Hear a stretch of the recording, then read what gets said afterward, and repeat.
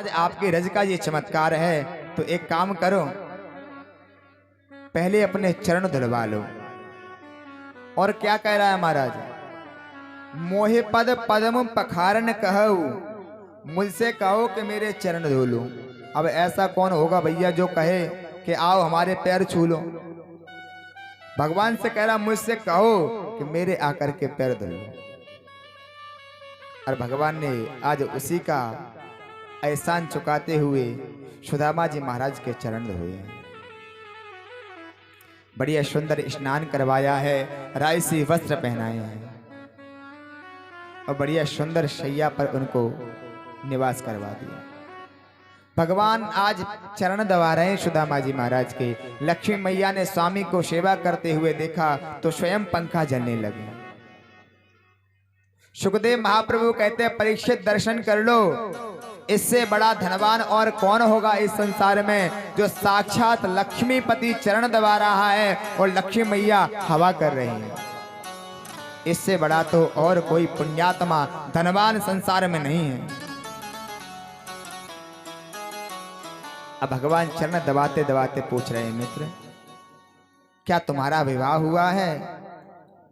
तो सुदामा जी महाराज कहने लगे, लाला मेरे विवाह की तो इच्छा नहीं थी, पर माता पिता नहीं माने तो उन्होंने जबरदस्ती विवाह करा दिया। तेरी भाभी को नाम है सुशीला। कन्हैया बोले, मित्र तुमने अपना विवाह कर लियो और मोए बुलायो तक ना है। बोले, कन्हैया तू इतना बड़ा राजा और तो को बुलावे कोई साधारण बात है?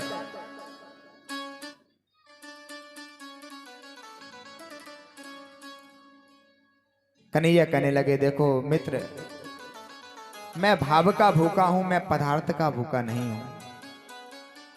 सुदामा ने कहा, कन्हैया तू ये बता तूने विवाह किए कि नहीं किए? बोले, महाराज जी घर में ही हो, चलो सबसे मिलवा देंगे थोड़ी देर बाद। अब कन्हैया कहते हैं, यदि तुमने विवाह किया तो भाभी ने मेरे लिए कुछ भेंट भी भेजी होगी।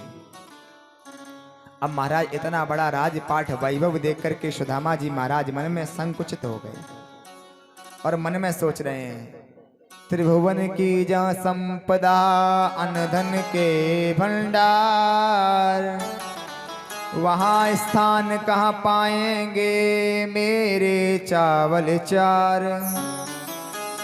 नारायण का वास जहाँ जहाँ लक्ष्मी का धाम, वहाँ स्थान पा पाएंगे मेरे चावल चार। कई संकोच मन में कर रहे हैं। बोले, भैया तेरी भाभी ने कुछ भी नहीं भेजा है और मेरे पास तो कुछ भी नहीं है। भगवान कहने लगे, मित्र तुम जब से आए हो तब से अपने से हाथ को कस के दबाए हो, ऐसी क्या बात है? बोले, लंबी यात्रा करके आए हैं।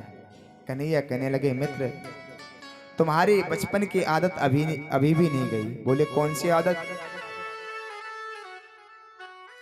कि एक बार हम दोनों मित्र जंगल में गए थे लकड़ी चुनने के लिए। रात्रि में घनघोर बारिश हुई तो उस सर्दी में तुम्हारे बड़े दांत कटकटा रहे थे। सुदामा जी को लगा ये जरूर कोई पोल पट्टी खोलने वाला है। तो बोले, मित्र वो सब बचपन की बातें थी, पर यहाँ पर एक प्राणांतर का प्रसंग आता है। लोग समझते हैं कि भगवान के हिस्से के चने खाने से सुदामा जी महाराज को दरिद्रता प्राप्त हुई, पर इसकी जो सत्यता है वो अन्य पुराणों में वर्णित है। ये जो चने थे, ये एक बुढ़िया थी, भिक्षा मांगती थी। कई दिनों से उसे भिक्षा नहीं मिली। भिक्षा में थोड़े से एक मुट्ठी चने मिल गए। वह चने को एक चोर चुरा करके ले गया और उस बुढ़िया ने श्राप दे दिया, जो भी इस चनों को खाएगा वह दरिद्री हो जाएगा। और ये चावल भागते हुए वह चोर संदीपनी महाराज के आश्रम में छोड़ गया। और यही चने मैया ने सुदामा को दे दिए कि लाला जंगल में जब लकड़ी काटने जाओगे, भूख लगने पर तुम दोनों इन चनों को पा लेना। पर सुदामा जी महाराज ब्रह्मज्ञानी थे, वो जानते थे कि ये श्रापित चने हैं, यदि नारायण ने इनको खा लिया तो त्रैलोक्य पूरा दरिद्री हो जाएगा। इसलिए स्वयं दरिद्रता उन्होंने स्वीकार करी, अपने मित्र पर आंच नहीं आने दी। मित्रता हो तो ऐसी होना चाहिए, कैसी? दूध और पानी जैसी। एक बार दूध में पानी मिल गया और दूध के भाव पानी बिक गया। दूध में पानी मिल गया और दूध के भाव पानी बिक गया, तो दूध से ऋणी होकर के पानी बोला, मित्र समय आने पर तुम्हारे इस एहसान को मैं चुकाऊंगा। तो दूध ने बोला, इसमें मेरा कोई योगदान नहीं है, ये तुम्हारी मिलने की कला है। और जब दूध को आंच पर रख कर के नीचे अग्नि जलाई जाती है, तो दूध कहता है, मित्र मुझे अग्नि लग रही है। तो महाराज पानी स्वयं जलने लगता है और भाप बढ़कर उड़ने लगता है। और महाराज दूध पर तब तक आंच नहीं आती जब तक थोड़ा भी पानी रहता है। पानी की जब एक एक बूंद खत्म हो जाती है तो दूध उफान लेने लगता, उफनने लगता। क्यों उफनता है दूध? वो अपने मित्र पानी को ढूंढने के लिए ऊपर आता है, बाहर निकलता है। जब उस दूध में पानी के 2-4 छींटे मारते हैं तो मित्र को पाकर के वह फिर वैसा ही हो जाता है। यह है मित्रता का प्रतीक। और देखिए, जब दूध को इतना गर्म किया जाता है तो उसकी अंतिम दशा होती है, उसको कहते हैं खोया। उसको खोया क्यों कहते हैं? कि उसने अपने मित्र पानी को खो दिया, इसलिए उसका नाम है खोया। तो मित्रता दूध और पानी की जैसी होना चाहिए, जैसी सुदामा की है। भगवान ने कहा, तुम्हारे हाथ पैरों में दर्द हो रहा है, अपना हाथ मुझे दे दो। बोले, कान्हा मेरे इस हाथ से हाथ मत लगाना। लेकिन भगवान ने जबरदस्ती हाथ को पकड़ करके खींचा है, तो वो चावल नीचे गिर पड़े और भगवान ने चावल की पोटली खोली है। चावलों को देखते ही भगवान के आंखों में आंसू आ गए। अरे मित्र, तुम्हारे घर में इतनी दरिद्रता, 4 मुट्ठी चावल भी एक घर के नहीं है, कपड़ा भी बांधने लायक नहीं है। सुदामा जी महाराज के नेत्र नीचे हो गए और भगवान ने आज अपने मन में श्रद्धा करके इति मुष्टिम सकृत जगध्वा द्वितीयम जगधुमा दधे। भागवत में वर्णन है, श्री भगवान कृष्ण ने 1 मुट्ठी चावल खाए, पर भक्तों ने, कवियों ने बड़ी सुंदर वर्णन किया है कि भगवान ने 2 मुट्ठी चावल खाए और 2 लोग की संपदा सुदामा जी महाराज को दे दी। जैसे तीसरी मुट्ठी चावल खाना चाहते हैं, रुक्मिणी मैया ने हाथ पकड़ लिया। हाथ गयो प्रभु को कमला कर, नाथ कहा तुमने चितधारी। तंडुल खाए मुठी 2-3, कियो तुमने 2 लोक बिहारी। 2 मुट्ठी चावल खा करके 2 लोग का स्वामी बना दिया। खाए मुट्ठी अब ना तीसरी, ओ खाए मुट्ठी अब ना तीसरी। नाथ कहा निजवास की आस बिचारी, और रंग कई आप समान कियो खुद आपन चाहत होन भिखारी। प्रभु, तीनों लोग की संपदा दे दोगे तो तुम क्या स्वयं भिखारी होना चाहते हो? भगवान के नेत्रों में आंसू आ गए और कहने लगे, रुक्मिणी क्यों रस में विष ये बाम कियो, क्यों रस में विष ये बाम कियो। क्यों और न खान दियो एक पंका, और विप्रय लोक तृतीयक देत। करी तुम क्यों अपने मन शंका। और भामिनी मोय जिमाए भली विधि, कौन रयो जग में नर रंका। और लोग कहें हरि मित्र दुखी, हमसे न सयो ये जाते कलंका। देवी, हमसे ये कलंक सहा नहीं जाता है। लोग जब कहते हैं कृष्ण तुम्हारा मित्र दरिद्री है, गरीब है। अब हाथ जोड़ करके सुदामा जी से पूछते हैं कि जब उन्होंने कुछ भेंट भेजी है तो मेरे लिए कोई संदेश भी होगा। तो संदेश बतला दिया, भगवान ने जवाब भी दे दिया। होनी थी सो हो गई, और अब ना ऐसी होए, भाभी तेरे भवन में नित्य द्वादशी होए। और दो लोगों की संपदा बड़ी अपनी द्वारकापुरी से ही भव्यपुरी सुदामापुरी बनवा दी, पर सुदामा जी महाराज को कुछ भी पता नहीं चला। बढ़िया सुंदर स्नान आदि करवा करके सिंहासन पर बिठाया है और अभी सभी पटरानियों से कह दिया, आओ इन ब्राह्मण देवताओं का आशीर्वाद ले लो।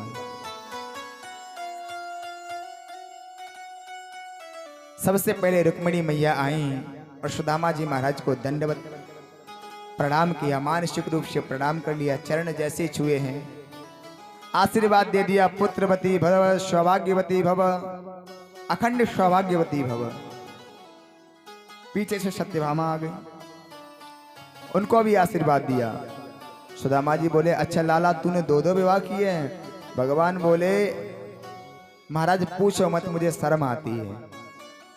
जामवती आई, उन्होंने प्रणाम किया, लाला तीन विवाह? बोले महाराज जी इस समय जो भी आए सबको आशीर्वाद देते जाओ, सब वही हैं। अब उन्होंने सोचा हो सकता है इसने 10-50 विवाह किए हों। जब 500,000 निकल गई तब बोले, लाला कितनी और रह गई हैं, मेरे तो हाथ दुख गए। तो बोले महाराज अभी तो आधी भी नहीं हुई है। जब ये बात सुनी महाराज, मेरा तो गला बैठ जाएगा, मैं कैसे आशीर्वाद दूं? लाला एक काम कर। भगवान ने कहा, महाराज अब तुम हमारे घर में झगड़ा कराओगे? इनको आशीर्वाद दिया, बाकी को आशीर्वाद कौन देगा? बोले लाला तू सबको अर्धांग, सब तेरी अर्धांगिनी, सबके बदले में तू मुझको प्रणाम कर ले और सबके बदले में मैं तो को आशीर्वाद देती हूँ। और भगवान ने प्रणाम किया है दंडवत, और सुदामा जी महाराज ने आशीर्वाद दे दिया। प्रातः काल की बेला हुई, सुदामा जी महाराज ने चलने का आग्रह किया और भगवान ने रोका भी नहीं। भगवान ने क्यों नहीं रोका? क्योंकि भगवान जानते सुशीला ने प्रण लिया था, जब तक मेरे स्वामी जी लौट कर नहीं आएंगे तब तक मैं अन्न और जल को ग्रहण नहीं करूंगी। और जो उनके राजसी वस्त्र हैं वो भी उतरवा लिए। किसी ने शंका करी, महाराज भगवान ने वस्त्र क्यों उतरवा लिए? तो कहा भगवान चाहते हैं मैंने इनको इतना दिव्य वैभव दिया है तो मैं अपना उत्तरण इनको नहीं दे सकता हूं। और सुदामा जी महाराज ने पूछा, लाला अब हम चलते हैं, पर मुंह से कभी नहीं कहा कि तेरी भाभी ने कुछ किसी कारणवश मुझे भेजा था। बोले लाला तूने आते ही भाभी के हालचाल पूछे, अब जाते ही तेरी भाभी तेरे हालचाल पूछेगी, कोई संदेश हो तो बता दो। तो कहा, लाला महाराज जी भाभी से मेरी राम राम बोल देना। बोली ये भी कोई बोलने वाली बात है, मैं तो बोल दूंगा। तो बोले महाराज एक संदेश और है, अब की बार आप अकेले मत आना, जब भी आओ तो भाभी को साथ लेके आना। सुदामा जी महाराज समझ गए ये कुछ देने वाला है नहीं और मैं भी मांगने वाला हूं नहीं, लेकिन भगवान तो अंतर्यामी हैं। देना था सो दे चुके, विप्रण जानी गाथ, और चलती वीर गोपाल जो कछु नहीं दीनो हाथ। सुदामा जी महाराज जैसे आई वैसे ही चल करके बहुत दिनों के पश्चात अपनी सुदामापुरी में पहुंचे हैं।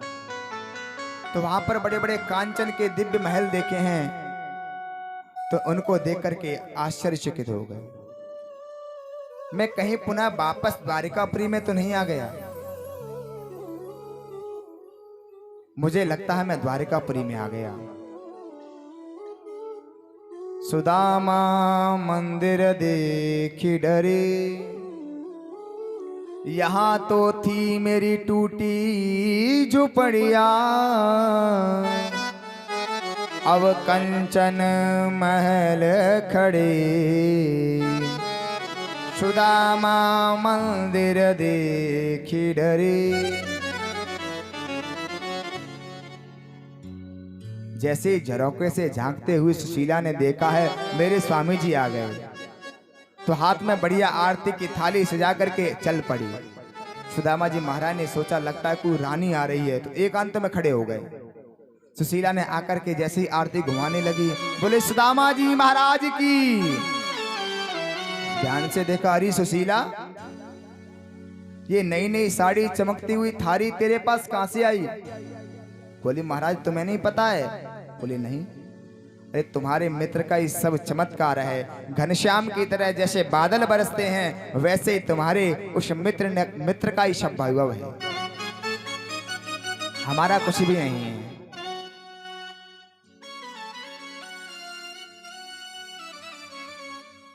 सुदामा जी महाराज कहने लगे, देवी तुम्हें धन और संपदा चाहिए थी, इसमें आराम से आप निवास करो, अपने राम को तो कुछ भी नहीं चाहिए। सारी संपदा को त्याग करके जाने लगे, भगवान पीछे से प्रकट हो गए। बोले सुदामा, ये मेरा प्रसाद है, इसको तुम ग्रहण करो, मेरे आशीर्वाद से तुम्हारी इसमें कभी रुचि नहीं होगी। और इस तरह से भगवान ने सुदामा जी महाराज को अपना बंधु बनाया, और इस तरह से भगवान ने दीनों के ऊपर कृपा करके दीनबंधुनाथ कहलाए। बोलिए दीनबंधुनाथ की जय हो। भक्तों ने कहा भगवान की कृपा कैसे होती है कि वहां टूटी छाव न होती, कहां कंचन के अब महल सुहावत, कि पग में पनही न होती, कहाँ ले गजराज ठाड़े महावत, कि भूमि कठोर पे नींद लगे हाँ, अब तो कोमल सेज पे नींद न आवत, कि जुरतो न कोदौ न समा, प्रभु के परताप से दाक न भावे।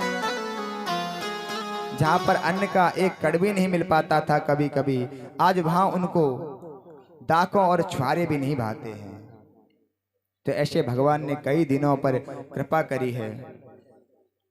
बोलिए दीनबंधुनाथ की जय हो। अब पूछा महाराज एक बात बतलाइए, क्या भगवान कृष्ण कभी वृंदावन वासियों से मिले? जो उन्हें इतना प्रेम करते थे उनसे कभी मिलने नहीं गए? तो कहते हैं महाराज हाँ, एक मुलाकात हुई। एक बार कुरुक्षेत्र में बड़ा सुंदर सूर्य ग्रहण पड़ा, तो सूर्य ग्रहण में कुरुक्षेत्र में स्नान करने का बड़ा पुण्य फल प्राप्त होता है। तो वहां पर सभी पांडव, सभी भगवान के द्वारकावासी और वृंदावन से यशोदा मैया, नंद बाबा, ग्वाल बाल सभी गोपियां भी आए। अथैकदा द्वारवत्यां वसतो राम कृष्णयोः, सूर्यो परागास्तमः नासीत् कल्पक्षय यथा। वहां पर सभी ब्रजवासियों के साथ में उनकी पुनः भेंट हुई है। और इस तरह से भगवान ने अनंत चरित्र किए हैं। एक दिन भगवान कृष्ण सोच रहे हैं, मेरे पिता वसुदेव और देवकी ये मुझे आज भी पुत्र मानते हैं। तो नारद जी के द्वारा उनको बड़ा सुंदर उपदेश दिलवाया है, वेदों ने उनकी सुंदर स्तुति गाई है। जब भगवान का परिवार अधिक बढ़ गया तो भगवान ने सोचा, मैं तो इस पृथ्वी पर भूमि का भार कम करने के लिए आया हूं, कहीं ऐसा ना हो मेरे जाने के बाद मेरा परिवार ही इस पृथ्वी का बोझ बन जाए। क्योंकि भगवान का जन्म कब होता है? यदा यदा हि धर्मस्य ग्लानिर्भवति भारत, अभ्युत्थानमधर्मस्य तदात्मानं सृजाम्यहम्। अरे जब जब हो ही धर्म की हानि, जब जब हो ही धर्म की हानि, ताड़े असुर अधम अभिमानी, ताड़े असुर अधम अभिमानी, तब तब तब प्रभु धरे विविध शरीरा, तब तब प्रभु धरि विविध शरीरा, हरहि कृपा निधि सज्जन पीरा, हरहि कृपा निधि सज्जन पीरा, जब जब होए धर्म कई हानि, जब जब हो धर्म कई हानि, बाढ़े असुर अधम अभिमानी, बाढ़हि असुर अधम अभिमानी, तब तब प्रभु धरे विविध शरीरा, तब तब प्रभु धरि विविध शरीरा, हरहि कृपा निधि सज्जन पीरा, हरहि कृपा निधि सज्जन पीरा। इस तरह से भगवान अवतार लेते हैं और आज भगवान की प्रेरणा से चातुर्मास के लिए बहुत सारे वामदेव, अत्रि, कंडव, दुर्वासा आदि ऋषि, दुर्वासा ऋषि महाराज आज ही आए हैं द्वारिकापुरी में। भगवान ने अपने सभी पुत्रों को और बच्चों को उपदेश देते हैं कि बालकों, कभी ब्राह्मणों से, ऋषियों से, संतों से द्रोह मत करना, क्योंकि इनके द्रोह करने से समूल वंश नष्ट हो जाता है। पर भगवान की प्रेरणा से आज इन्होंने शाम को स्त्री बनाया है और इसको स्त्री बनाने के पश्चात में उसके पेट से कपड़े बांध दिए और ऋषियों से जाकर पूछा, महाराज जी ये बताओ मेरे भाभी को क्या होगा। ऋषि समझ गया ये नादान बालक हमसे मजाक कर रहे हैं, हमारी हंसी उड़ा रहे हैं। तो दुर्वासा ऋषि क्रोध स्वरूप है, क्रोध आ गया, इसके ना लड़का होगा ना लड़की, इसके मूसल होगा जिससे तुम्हारे समस्त कुल का नाश होगा। सभी डर गए, वस्त्र हटा करके देखा तो उसमें एक मूसल निकला। महाराज उग्रसेन को बतलाया है तो उसको पिछवा करके समुद्र के किनारे पर फेंक दिया। उसी से आयरिका नाम की घास उत्पन्न हुई। प्रवास क्षेत्र में जाकर के सभी यदुवंशी आपस में उस एरिका नाम की घास को लेकर के एक दूसरे को नष्ट कर दिया। मात्र 5-6 यदुवंशी बचे। भगवान कृष्ण ने सोचा अभिमान अर्जुन को बहुत है तो चलते चलते इनके अभिमान को भी नष्ट करवा दिया जाए। अर्जुन से कहा मेरे जाने के पश्चात 7 दिनों के बाद द्वारिकापुरी जलमग्न हो जाएगी। तुम मेरी जो रानियां हैं, जो गोपियां हैं, उनको ले जा करके मथुरा में छोड़ देना। लेकिन जैसे ही चले हैं भगवान ने उन्हीं भीलों का स्वरूप बनाया है और गोपियां आदि की जो धन सामग्री छीन ली। गोपियां वहां एक तालाब था उसमें समा गई।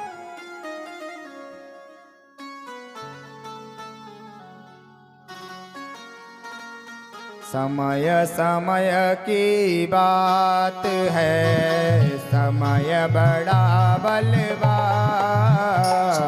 समय समय की बात है, समय बड़ा बलवान। बेलन लूटी गोपिका, बे अर्जुन बे बाण सिरा, बे अर्जुन बे बाण। इस तरह से अर्जुन के अभिमान को भी नष्ट किया। बलदाऊ भैया समुद्र में खड़े होकर के अपने स्वरूप में शेषनाग रूप में परिणत हो गए। भगवान एक पैर के ऊपर पैर रखे हैं, उनके पैरों में पद्म चमक रहा है। एक बहेलिये ने हिरण की आंख समझ करके उसमें जैसे ही तीर मारा है तो वही भगवान के सुधाम जाने का कारण बना। बहेलिया ने जैसे ही भगवान को देखा है क्षमा याचना करने लगा। भगवान ने कहा यह सब मेरी इच्छा से हुआ है, क्योंकि तुम पूर्व जन्म के बाली हो। जिस तरह से मैंने तुम्हें बाण मारा था उसी का बदला आज ये इस जन्म में पूरा हुआ।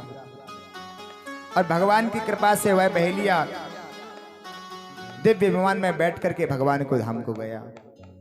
उद्धव जी महाराज आए हैं, बड़ा सुंदर उपदेश दिया है। अंत में भगवान का जो तेज पुंज है इस भागवत महापुराण में समा गया। इसलिए भागवत को भगवान कहते हैं।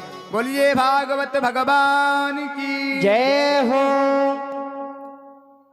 आगे कलयुग का वर्णन किया है, कलयुग के राजाओं का वर्णन किया है, कलयुग के क्या लक्षण होंगे वो बतलाए हैं।